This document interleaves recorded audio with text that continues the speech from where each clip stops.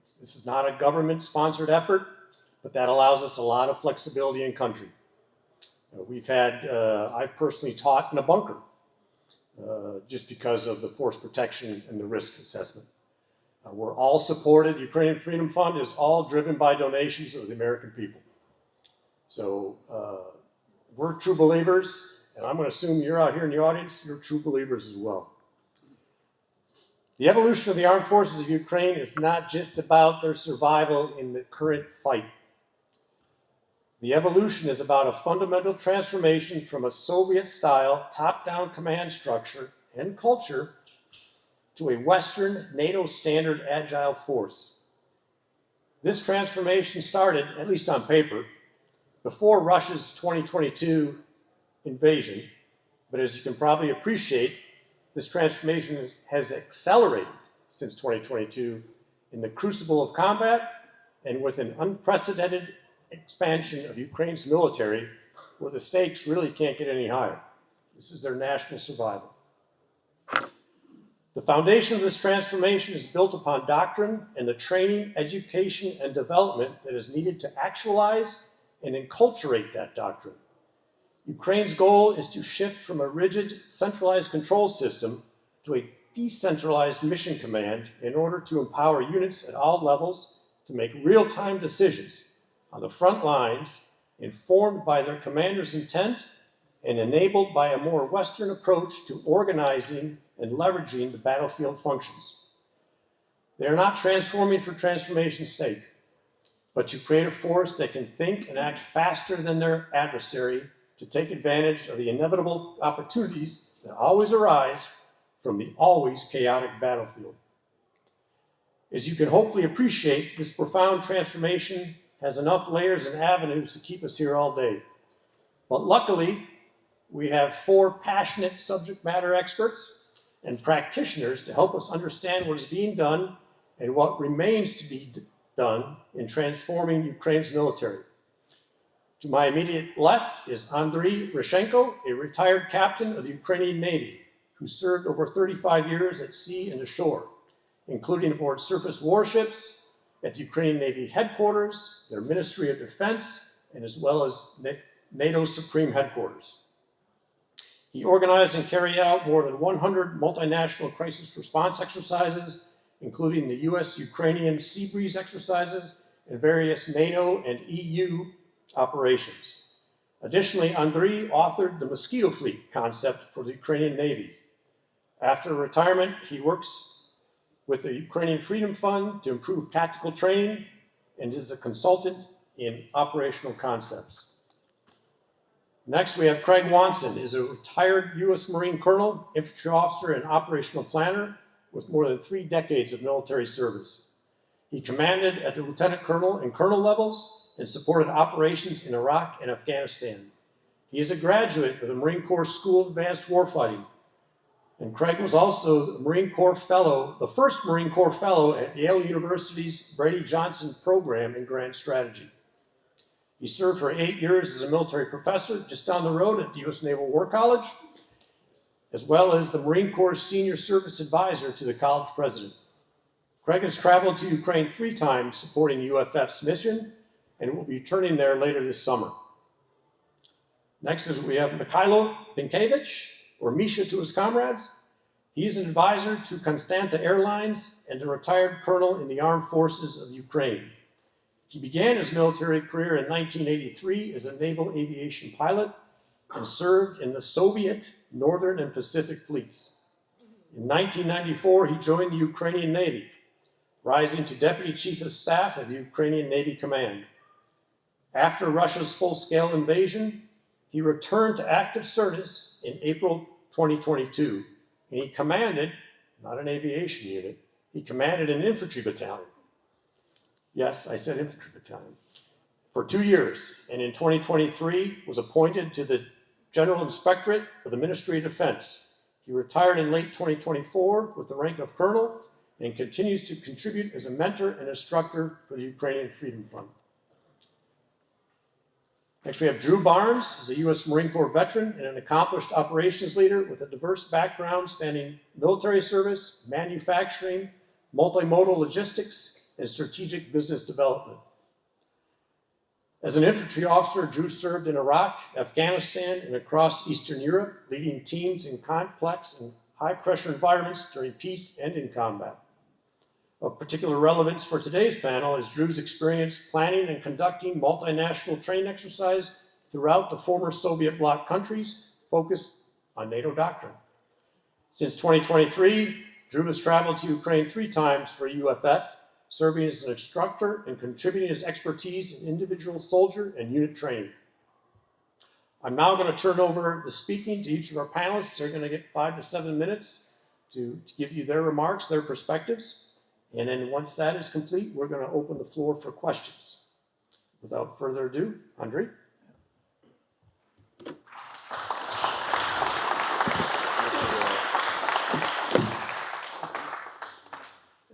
Thank you very much. Thank you for the introduction, Steve.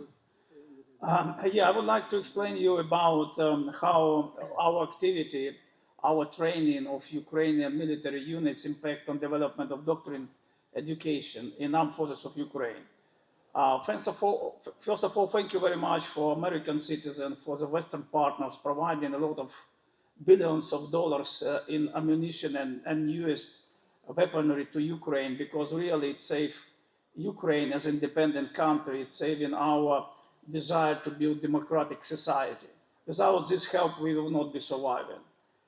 However, this weapon must be the most effectively used using actually Western operational doctrine and Western tactics. It can be used in different way, but its effect will be much less. And Ukraine, as very first partner of NATO from '94, adopted NATO standards. But when we start this war in 2022, decision-making process for battalions, for brigades, still was actually in the old era fashion. And we had 140 brigades in armed forces and around 700 battalions. Can you imagine how many people? But they were guided with this old documentation. These 4 years changed a lot. And this Western approach, military decision-making process and operational planning process for which actually used decades by NATO and US, already partially adopted in Ukraine. Last year, Chief of Defense of Ukrainian Armed Forces, General Syrskyi, issued formal tasker saying that MDMP should be primary tool in armed forces of Ukraine to plan operation. Most changes now, which we see going from the bottom to the top on tactical level. But it's a problem now on operational level, because operational level guidance still from old era. Good news that General Staff now working in change of this operational doctrine, and we're really looking forward for these changes, because it will change dramatically situation on the front line. And all of this must be implemented in Ukrainian military education process. Why it should be done? It should be done because Ukraine fighting in conditions of always disadvantage to the enemy, to the Russia. Russia always bigger, they have a bigger troops, bigger weapon, and only way how to defeat them, to create this plan for operation and run it in very smart way. And we identify that this Western concept of maneuver warfare, mission command, and combined arms can be only this fundamental to succeed in multidimensional joint operations. We already conducted 80 Sonata UFF courses in Ukraine since October 2023. We trained more than 3,000 Ukrainian military from cadet to the general. We trained already 10 out of 20 headquarters of a corps, and this year this number will be even more.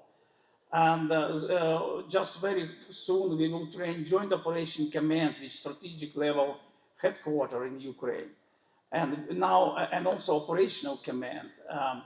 We have 97 positive feedback from our students, and it's really like a steadily shifting culture. Because it's important, not like a name of product in each of the steps of the process. It's very important how you develop this product. And cognitivity must replace just simple memorizing, which was a fundamental for our old era education system. Here on the slide you see this is our plan to work this year only with the core. In total we have around 50 courses, but here you see all core and all operational command we make in these courses. Currently we are teaching operational command South and Fleet courses in the middle of the Ukraine, in bunker actually, and a 2-week course, and it's very important for them. Ukraine adapted during this period of time with our involvement, with NATO, with our partners. They adapted already hierarchy of the doctrines, and now it looks really like NATO.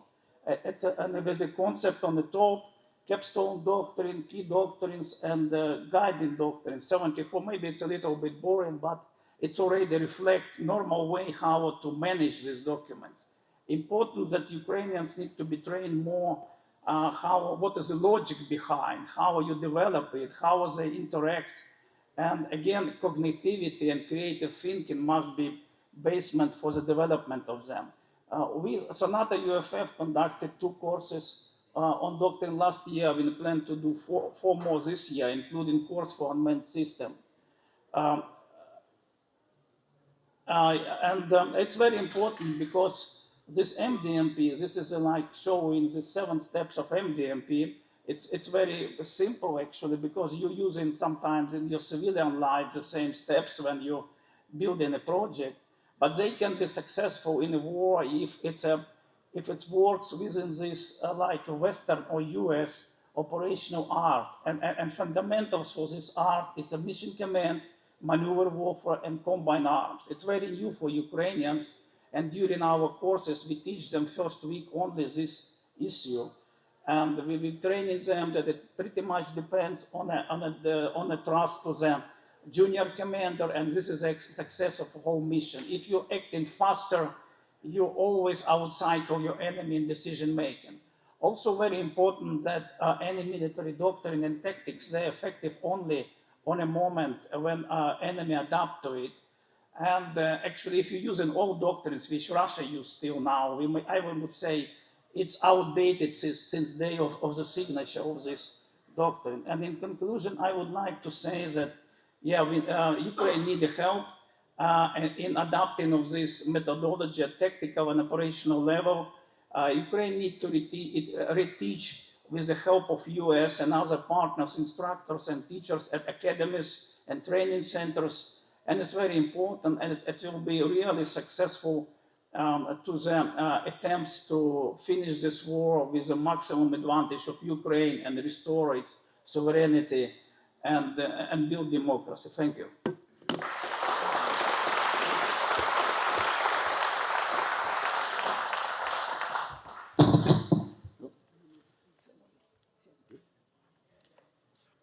There we go. Good afternoon.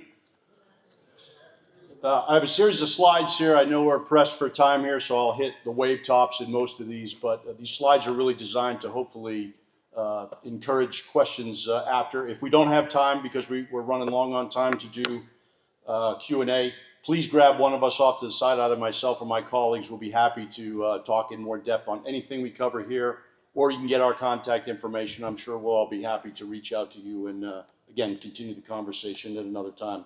As Steve highlighted at the start, I've had the opportunity to work with elements of the armed forces of Ukraine multiple times over the last year. Going to head over there in another 6 weeks. And everything I'll cover today is not only tied to the experience that I've had over there, but it's also from the feedback that I've received from leaders throughout their organization from top to bottom. One of the things I think that many of us observe when we have discussions about what is it that has made the Ukrainian armed forces so effective over the last 4 years, that conversation always tends to veer into discussions that are dominated by unmanned systems and advanced technology. And of course, that's for good reason. And I think we all know that. The ability to field those advanced capabilities has been instrumental in helping offset the imbalances that exist there between the two sides in terms of personnel and equipment and just industrial capacity. But the downside of that, of course, is that in the process, things like leadership development often get overshadowed, which I would make an argument are equally as important, if not more important, to why Ukraine's been so successful in the conflict. So different people have different views on just how important leadership is. To the untrained eye, one might say, well, isn't leadership a little more than just issuing directives and then overseeing the execution of those directives? But I think most people that have served in the military understand that leadership is far more extensive than that and has far more of an impact on an organization. Okay? As you can see up here, it's the thing, and many of us know this, right? It establishes the culture of a unit. It sets expectations, it sets conditions, it sets the standards, and it ultimately determines organizational performance. We have that old saying in the military, everything a unit does or fails to do can be traced directly back to its leadership. Leadership also drives those many intangibles that you see up here on the slide. Initiative, discipline, morale, unit cohesion, will to fight. Those moral factors that Clausewitz has said throughout the start of war or throughout time in warfare are the things that ultimately make a difference on the battlefield. So if that's the case, then why is leadership often second fiddle and not really talked about as having such an impact on why Ukraine's been so successful? Well, for one reason, leadership is very difficult to measure, as we all know. And because of that, we often revert to things like measures of performance and measures of effectiveness that are tangible metrics that you can look at to gauge whether things are being successful. How many sorties did we launch? How many bombs did we drop? How many drones did we shoot down? How many enemy vehicles did we destroy? And so on. And because of that, we lose sight of the fact that leadership at the unit level is such an important factor and has more value to it than it might seem on the surface. Fortunately, the leadership within the armed forces of Ukraine understand that it's going to take more than systems and platforms in order to be effective. They understand that it takes leaders that can think critically and act decisively in high-intensity environments to make those decisions at the point of friction when they need to. They also value well-rounded leaders, right? It's one thing to be very knowledgeable in tactics and operations, but you got to know things on logistics and how to do equipment readiness and also personnel management. And most importantly, they also understand that you can't just grow leadership in combat. It's great to get combat experience, but leadership development is something that happens over an entire career that has to be tied to a specific continuum. Okay? And that continuum is also tied to doctrine. And the armed forces of Ukraine have been able to develop a doctrine over the last few years, which is pretty strong. As you can see, it's grounded in their own combat experiences and those lessons that they've learned along the way, and then refined by best practices that they've observed, just like we do, whether that's through the IDF or whether other NATO partners that they can observe and try to pull that into their own doctrine. The key element within that doctrine is the switch to mission command, as many of you are probably already aware. And it's important to highlight with mission command that extends more than just encouraging subordinates to exercise initiative and fulfill the commander's intent. Mission command is a fundamental shift in mindset that permeates everything.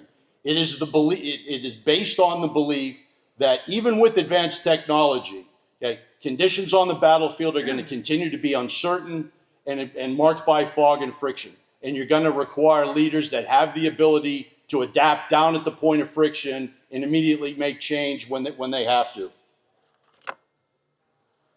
Okay, this is a quick look at the leadership development continuum. And again, we could talk about this in more detail, but think of these as kind of the pillars of what's necessary at a minimum for leaders to be developed properly over the course of their career. Professional military education right there is one of the anchors. Okay, education is where you learn to do that critical thought, right? To solve complex problems, because a lot of the problems that you're going to run into, there are no textbook solutions for. So that's why we send people to professional military education, so they can learn that critical thinking and be able to adapt and address those things. And you still have training. Training is critically necessary. And of course, leaders have to train to a whole other level to make sure they're not only experts in it, but then they can train their own personnel, right? To maintain those core skills and any new skills that may have come up through tactics, techniques, and procedures. Mentorship and self-development. Those are, in a nutshell, probably the best way to highlight that. Those augment what you would get in education and training. Critically important, again, for that development of all leaders at every level. And then, as you've probably heard us talk about a few times, things like performance evaluation and promotion and command selection are critically important, not only for identifying who the best leaders are, but making sure there's a fair and objective process to ensure that those best leaders are actually promoted up to the highest levels of the organization. Finally, in summary, and we'll cover a lot of this stuff again in the question and answer, Armed Forces of Ukraine have made tremendous strides in enhancing their ability to lead on the battlefield at every level, from NCOs all the way up to the more senior leaders. That's not been an easy thing to do, again, as you've heard from the Soviet era centralized leadership that they've had to overcome. There's still much work to do, but they've done a tremendous amount, and they're on the right path to continuing to excel going forward. The bottom line, if we're going to invest in the future of Ukraine and help support their efforts against the situation that they're dealing with, we have to invest in people and not just in advanced technology.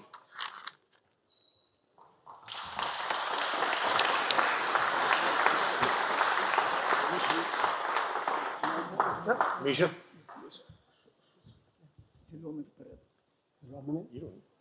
Wow. Good afternoon, and first of all, I would like to say thank you very much to give me floor, give me possibility to speak. When I told to my colleague, my friends that I'm going to United States, to Boston, they were surprised, wow. And many of them told me, please say huge hello to US citizen, to US military, and everybody who's supporting Ukraine. It's very important to us. We very appreciate this help, and we really need this. We are strong enough to fight. We will never give up, but we need your support. So thank you very much. So as you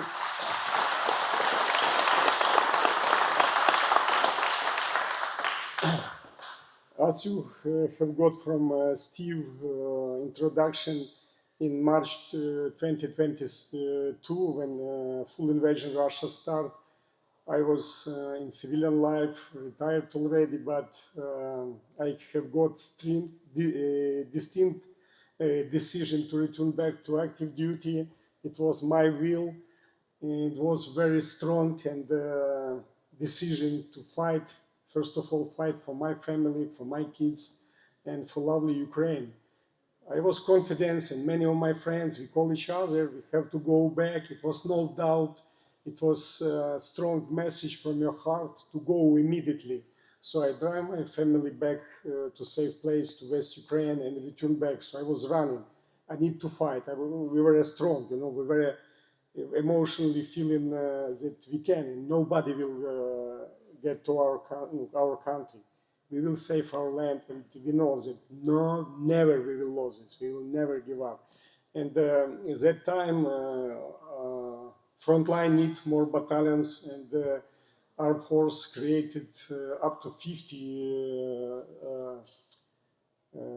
rifle battalions. And one general called me, you have to keep in touch and command battalion. I was okay, so if I need you, if you need me, I'm ready. And it was interesting because everybody was civilians. I have only 3 officers with military education and professional officers, no sergeants, all civilians looking at me. I was like, okay, guys, we will do. We were strong, we motivated, and we know what we are doing. But believe me, first year was incredibly strong.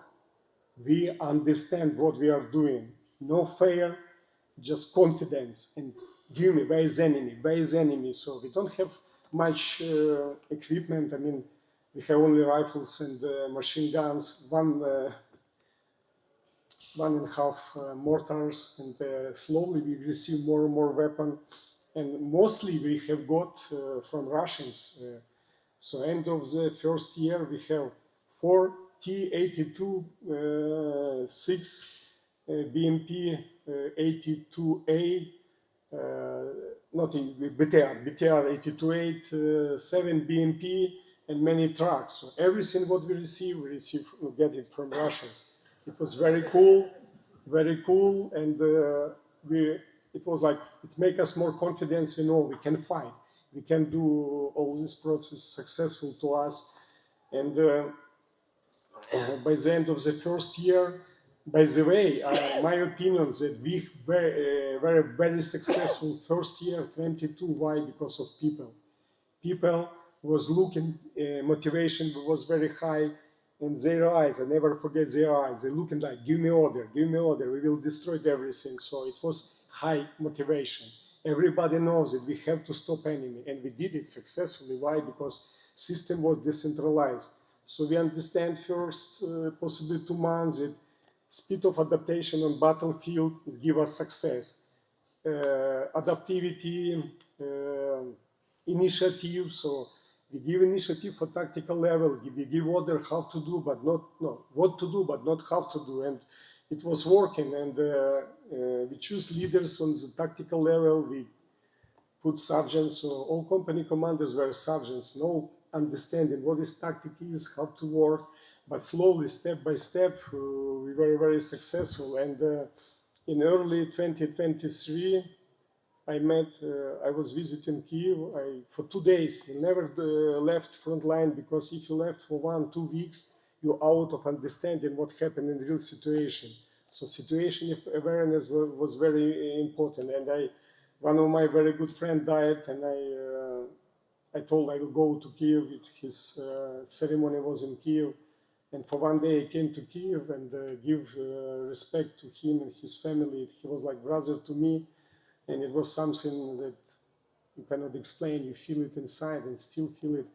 And I have chance to meet with U.S. Marine General Bill Mullen, and he like invited me to speak 1 hour discussion. And we met in Kiev. I was like out of understanding what happened, because your brain is on the front line. He mentioned me, could we meet for 1 hour? Okay, sir, yes, for sure. And we meet, and the 1 hour discussion changed my approach. He gave me inspiration to make changes on battlefield. He gave me inspiration to think critically and look for battlefield differently. And next day I returned back to battalion, and I start thinking what we have to do to be more effective, because honestly, first like 6-8 months was flying like 1 hour full. You don't have time to sleep, you don't have time, you just receive frago, and you have to repeat reports that you fulfill your order. And it was a lot of fun, fun from military point of view. Sorry, a lot of fun and a good experience. It was very good experience, and people after 2-3 months combat experience make you more stronger. We get more weapon, and we are unit, we can fight. 2 months ago, 3 months ago, it was just civilian people looking at you. You're like, wow, what I will do with these guys? But right now we're a strong unit and ready to fight. We have volunteers from Baltic states, and they always come to me. What do you need, sir? What do you need support? I told them, look, we are okay. Just we need nothing. But after that, I told him, look, could you invite me instructors from MDMP instructors to teach my HQ?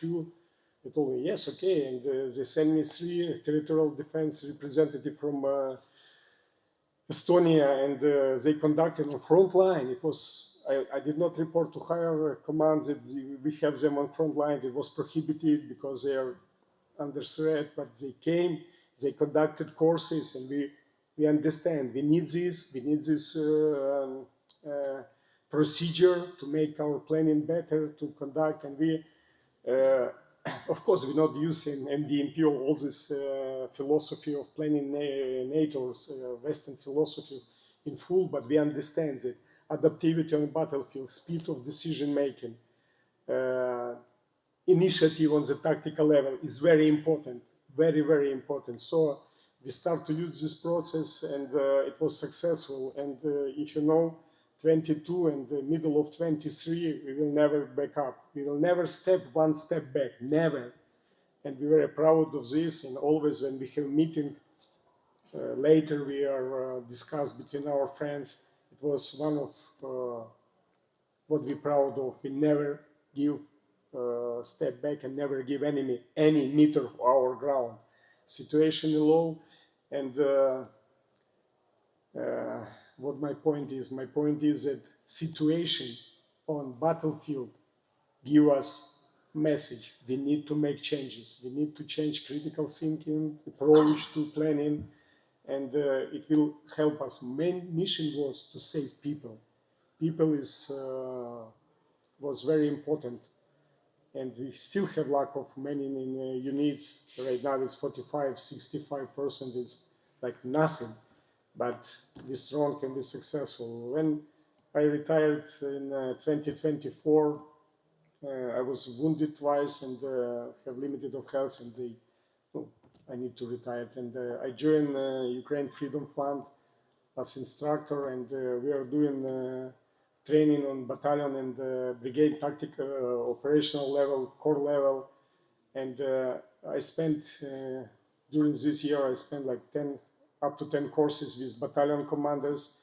And you know what is challenge right now? So more civilian people, civilian managers came to armed forces.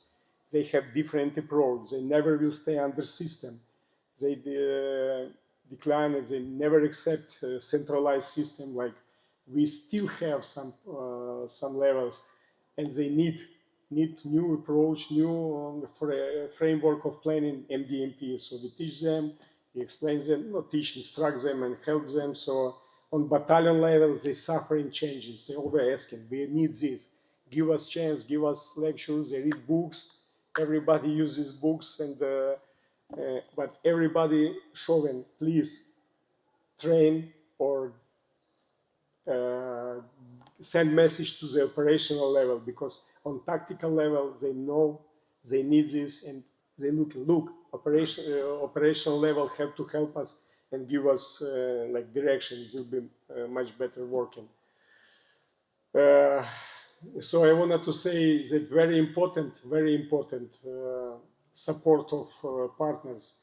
Again, I will tell you, I speaking a lot, working a lot with tactical level, people confident. They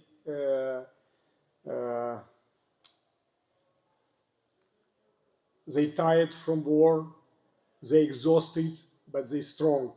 Spirit of nations defense our country is very important. So thank you very much for your great support. Very appreciate, and please know we will never give up, and we're ready to fight by the end for our country, but we need your support. Thank you.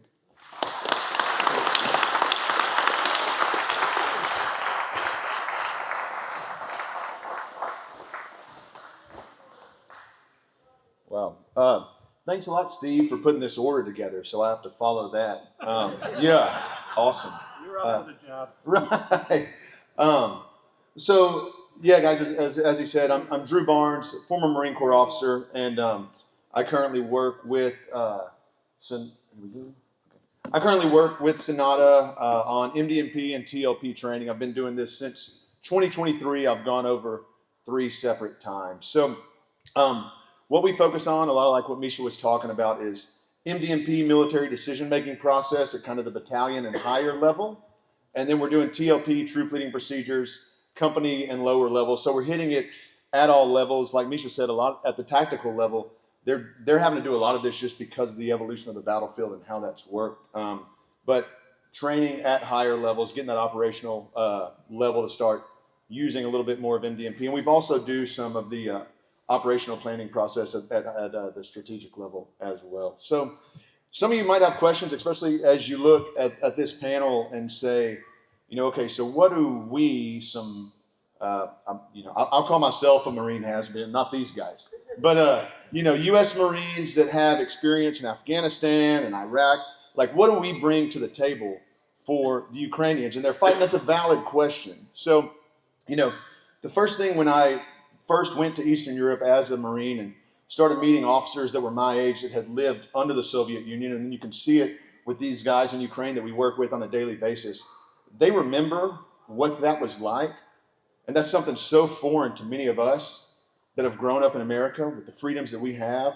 But you've got guys that are, my guys and women that are my age and that still remember waiting in the bread lines. They remember Soviet rule and what that was like, and they don't want to go back. So, you know, and you see this, all of our students that we talk to in Ukraine, you go there, you meet the people, and it's just like Misha said, they don't want to give an inch. Because, you know, freedom to us is something that maybe Americans, we like to argue about on social media and Facebook and talk about different freedoms. To these folks, it's real. You know, it's easy. It's tough to really, truly understand the light unless you've been in the darkness. And these folks have experienced the darkness before and they don't want to go back. So, you know, we talk about, or we see quotes, give me liberty or give me death. These folks are living it every day. They're living it every day. And so, you know, what you see with the Ukrainians and with the way that their military is fighting right now, they have all the desire in the world to fight this aggressor, right? They have all the desire, all the courage. I mean, we're seeing courage on a scale that we haven't seen, or I haven't seen in my lifetime. So you're seeing courage on a scale you haven't seen. You've got all the intelligence, all the talent, all the battlefield experience at this point that you can have, right, for a military force. So when you ask, what do we bring when we're coming to teach some processes like MDMP and TLP? Well, what we're really focusing on is not just the processes, but a cultural shift in their system. So what we want to give is these brave soldiers, these brave men and women who are fighting, we want to give them a system that gives them the best chance for success, that utilizes their skills, their talents, their experience the most efficiently. And so you've heard the term used here a couple of times, mission command. That's something when we're teaching MDMP, when we're teaching TLP, we're focused on mission command. And so those are things, you know, I think the old Soviet model of leadership, you had a lot of top-down sort of leadership. You've got, if the general says this and this is what's passed down, and this guy might not be anywhere near the specific spot where Misha is out there fighting the battle, but you've got a style of leadership where, hey, this guy on the ground can't make decisions outside of orders he's given. And so what mission command is focused on is when you give your leaders, whether you're given a colonel, a captain, an NCO, an order, you're giving them a task and purpose. They understand the purpose of why they're doing what they're doing, and they're able to adapt and adjust on the battlefield. We also focus a lot on commander's intent. So as a commander, when you're giving orders, you're letting these guys know, hey, this is why we're doing this, and no matter what happens on the battlefield, this is what we need when we're done. This is our end state. We're working on disciplined initiative, and this is something that I think a lot of this, as you heard from Misha, when we go out there and we train units, we train guys that are coming in from the front lines, a lot of this is already happening on the battlefield. I mean, the way that these guys and girls have the technology advancements they've made, the constant adaptation they've had, the way that they're dealing with things in such a different manner from day to day. I think you made a great point. If you leave the front line for 2 weeks and go back, it might be a completely different battle, right? Because of the adaptations that are being made. So a lot of this stuff that we're teaching is happening on the battlefield. We're just somewhat codifying it and bringing, you know, a NATO standard to it and explaining it at all levels of the military so that it can get instituted as a system and not just something that happens during the battle and then is forgotten as they move on. So along with discipline initiative, you're looking at training and equipping your subordinates for the most success. So that's a training we do. When we go over there and we talk to these guys, I mean, who am I, you know, that I was in Afghanistan and Iraq 15 years ago to go tell these guys that are heroes fighting for their freedom how to do what they're doing. You know, I'm not that guy, but I can tell them, here's the way that we do it. Here's some things, we're not perfect at it, but here's some things that can help y'all in y'all's fight. And, you know, honestly, everyone we train has been very receptive to the training that we do. I think we all echo that. There might be some questions at first, right? Like, what do you have to tell me? But everyone's very open to the training. We stay in touch with a lot of our students as they go back to the front and as they're fighting.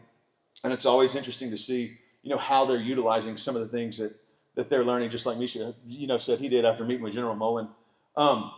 And something else that we focus on when we're talking about maneuver warfare, a lot of people think that's just maneuver on the battlefield. But when we're talking about maneuver warfare, we're talking about focusing on the enemy, not just putting our strengths against their strengths. You see Russia just throwing men at the battle, right? They're throwing, they call them, meat waves, which is not a great term, that you want to hear. But that's what's happening. And that's not how you want to win the fight, especially if you're Ukraine and you have less manpower, you have less resources, you're fighting someone that has more of that than you. It's about focusing on the enemy, finding their weaknesses and how to exploit them, and defeating the enemy in a much more efficient, effective way, a way in which saves lives and destroys the enemy faster. I think, I know Andy's mentioned it, some of the stats that I believe it's for leaders that go through the training that UFF provides through Sonata Training Group, leaders that go through, there's studies that have shown 30% lower rate of casualties in their units once they've received this training. And a lot of that is focus on the enemy's weakness. I'm not just throwing everybody at it, finding a smarter way to win these battles. So with that being said, I will be quiet and let you guys ask some questions of these guys up here. I don't know if you saw or heard the kind of resumes that Steve read off, but I should be getting these guys coffee. So I'm excited that they let me on stage to talk a little bit. So Steve, I don't know if you want to do anything or direct questions.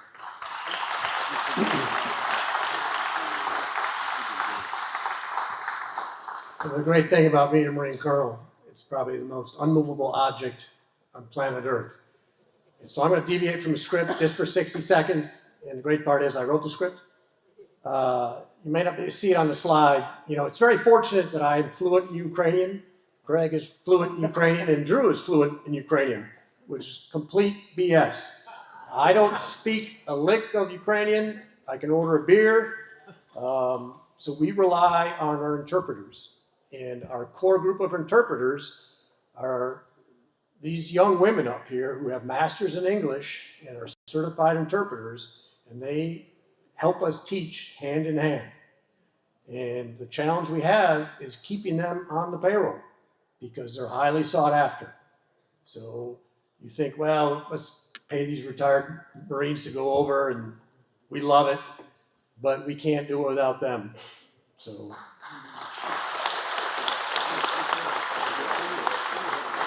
And I'll say all their fathers are in the military right now. In fact, Vika, I won't point out which one's Vika, her father is killed in action. And one of the other young ladies, her family is down at Naval War College in Washington, D.C. Her father's a colonel in Ukrainian Special Forces. He is just completing his academic year down there, and he'll return to Ukraine and return to the fight. So at this time, I'm going to get back on script. We got some time for a few questions, if anybody has them. Yes, sir. This is a question for Misha.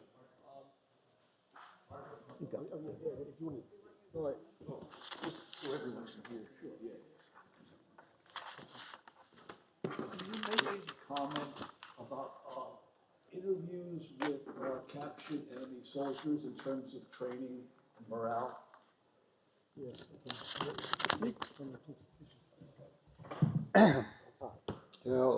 I got your point. We capture many prisoners of war. I was speaking with each of them. I give them 3 questions. Why you come to our ground? What is reason? What you need? You have land, you have everything. Why you come? We are a successful country. We live, we enjoy life. We grow in our kids. And their answer was only one. So we need money. They promise us money. We have debt and so on. And when you're looking at them, you feel excuse to them. It's like they are not so strong. They are very disappointed of systems. They send us, they lie to us. We will stay not on front line. So morale is very low. Morale. Yes, they have some units. They're really, really strong. We have air assault units. We face them, and tank units. They really, really professional. It's not easy to fight. It's not. So we will always respect enemy. It's our position to respect them in fight, but no excuse for them in our ground. So discussion with Russians was disappointing me, like personally me. Just disappointing because they look not like human, like they look like, we are like what? When they strong, when they stay, like they have some speeches, yes, but like soldiers, they're not bad soldiers, but not in front of Ukrainians. So, if I answer for your question. Thank you. If you could, just come to the microphone. Hi there. I have a question about the technological developments of unmanned aerial vehicles and unmanned ground vehicles and so forth, and how, so General Deptula talked about the rapid innovation cycle as, in essence, the most important lesson, how that's being implemented on a strategic and operational planning level, both in terms of sharing lessons across the front between the different units. As I understand it, the brigades are buying these drones directly, and then and so there's more of a ties in between, and so I just wanted to ask about that. That's hard if you Thanks for question. In Ukraine, this technological advantages refer to the NATO. It's a link system when you know everything on your bottom space and tactical, operational, strategic level online. We didn't have such system because we didn't have access to this. You should be a NATO member or you should be a very advanced NATO partner like Sweden and Finland. They have such access. But we develop our own, it's called Delta, and this system compatible with the NATO. In one day when we join NATO, we can just switch a couple of stuff and we will have access to everything what NATO see. Currently, we see everything on Ukrainian territory online. And regarding these new technologies, we are quite advanced in the drones, in unmanned system, particularly for air defense, because Russians now, they send in up to 1,000 striking drones on Ukrainian territory. I'm speaking about Shaheds missiles. I'm not speaking about FPV drones, and it's much more thousand. And we now build integrated picture, and we see all of the threats online. And it's again Ukrainian product. It's designed with Western help, and and it's significantly increased our capability in the targeting. Now what we need to complete work on integration, convergence of all Western equipment which we get together with Ukrainian on a battle space and operational and strategic level, because we still have a lot of what to do. We know we get F-16 aircraft. It's excellent aircraft. It's not new, but it's much better than MiG-29 or Sukhoi 27 in old version. And it's better because it's smarter. Yeah, it's smarter because difference, I would say, in MiG-29, if you take off, pilot always rotating head and looking for the target. In F-16, you took off and you just see everything on the screen. Pilot just approve, actually offered course of action. And this is what we need to do more. My personal remark, don't be overexcited with the drones. Drones really change a lot in a warfare. But warfare, music notes, 7 music notes. The same for the war, it's 8 warfighting functions. It's intelligence, command and control, logistic, fire. And actually, drones, it's a specific platform which is covering probably 7 out of 8 these warfighting functions. But they also have weaknesses. If it's a bad weather, air drones cannot fly. And we had a case maybe months ago when we were too much relying on drones in the frontline protection, because it's a real challenge now for Ukrainian armed forces. And Russians use this case and they build up striking forces composed of tanks and armored vehicles, and they strike a piece of front line close to Zaporizhia. And it took a lot of efforts for Ukraine to stabilize the situation. Yeah, technology makes sense, but again, combat power consists of technology, morale, and concept. And all these 3 components must be balanced and harmonized. And we always need to speak. But in generally, theory of the war existing from Sun Tzu time without difference. And 100 years ago, we had a radio, everybody was very excited. Later on radars, now we have drones, and who knows what will be next. But technology, if you have better technologies, certainly give you advantage if you have a right concept, smart concept. Thank you.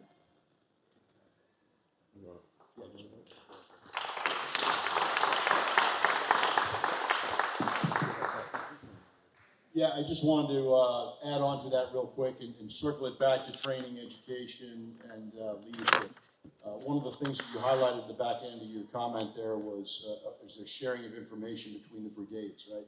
So that's one of those areas, again, when we talk about that old Soviet mindset and trying to break those old paradigms and such that exist out there. That's one of the things that you hear all the time. They don't share information well because information is power. So for us, when we go in and we're training subordinate leaders, we instinctively think, hey, I've got to train my replacement in case I get killed or something happens to me, incapacitated. For them, and I've heard this from many of them, they'll say, well, why would I give someone the power, or why would I give them information that they could potentially take my job, right? So this is, again, a mindset thing where for us, where we just think that cross-communication between brigades and battalions and the use of after-action reports and lessons learned that we just know is second nature, they're getting there, but they're not there yet, and they need help, and they understand the value of having those things. But again, it's one of those things where they're trying to break down, legacy things that still permeate throughout their organization. And I just would like to add that right now all units have advanced situation awareness system, Delta. So you can open a computer, you can find enemy position of your units in real time, and it's always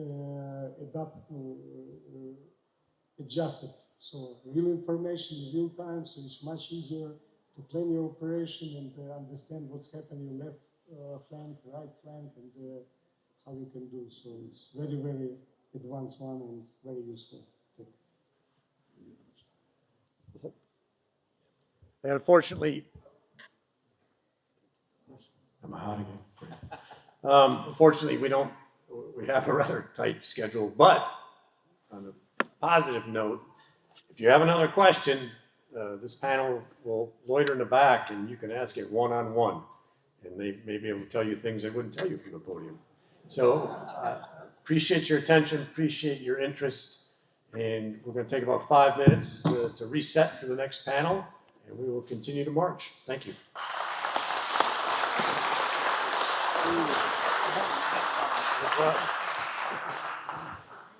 On time, on target, guys.